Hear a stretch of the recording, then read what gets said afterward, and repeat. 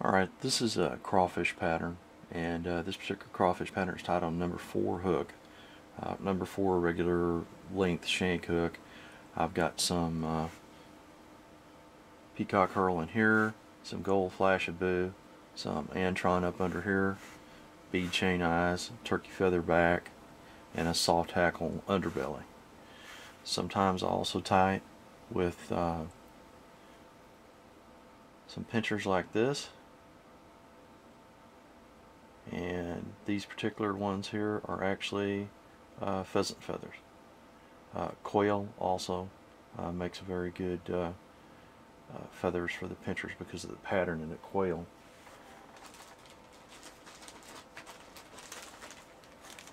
Quail feathers like these, or even these. When I use quail, I usually snip out the end of the feather to make it have a bit of a fork to it. So we're going to tie this at number 4.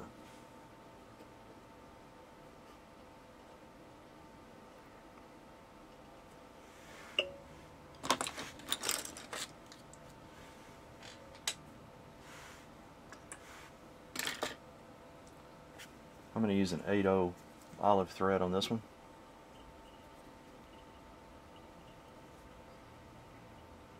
And I know a lot of the fly tyers tell you, they're using uni thread or they're using whatever brand. I think that's a personal preference thing. My personal preference in any kind of tying thread has always been Danville's 6/0 or 8/0, 3/0, or they're flat waxed. But that's just my personal preference. Start off with, I'm going to put some bead chain eyes on here.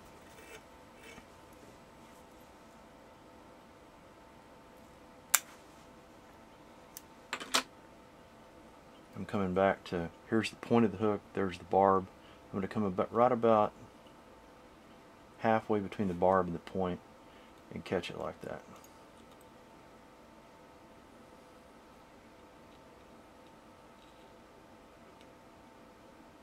Straighten them up on top, and then I'm going to figure eight them a bit here. And you notice they're a little crooked right now. I'm not worried about that. I'm just going to get them where they're easy to figure eight. And there's going to be quite a bit of other stuff wrapped on top of them, so I'm not worried about having them just really anchored too solidly right now. I actually don't want to build it up too much right at this point. Let me get a bit of antron. I've got some that's already clipped out here.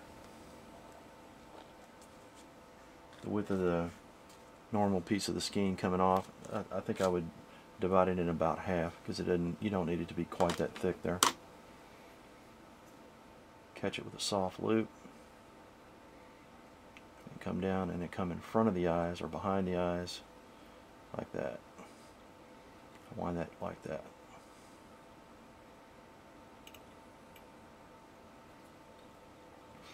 Now crawfish patterns are really extraordinary good patterns for all kinds of fishing.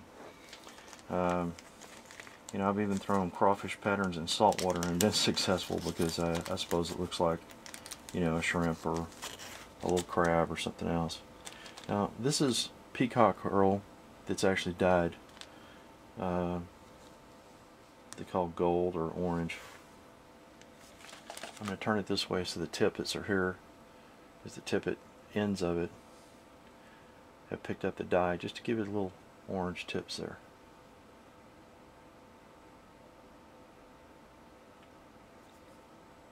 Same thing, catch it kind of on a soft loop, wind it in, then come in front of the beads here, bring it down.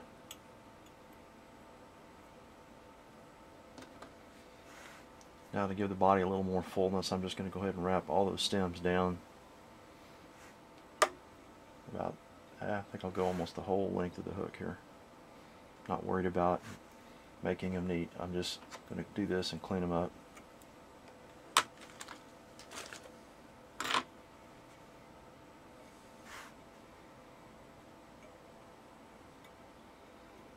I always like to put just a little bit of flash in whenever I'm making like this. So I'm going to get some little stalks of flashabou, just some little, here's your flashabou, just get you 3 or 4 pieces. Just pull out 3 or 4 pieces. Cut them about 2 or 3 inches long. That's about 2 inches right there. Lay that in there. Catch it with a soft lip. Now flashabou is kind of funny stuff. As soon as you hit it with the thread, it always wants to roll around the hook on you. It's because it's twisted like this. Usually what I do is I give it a couple soft wraps and pull it back up on top.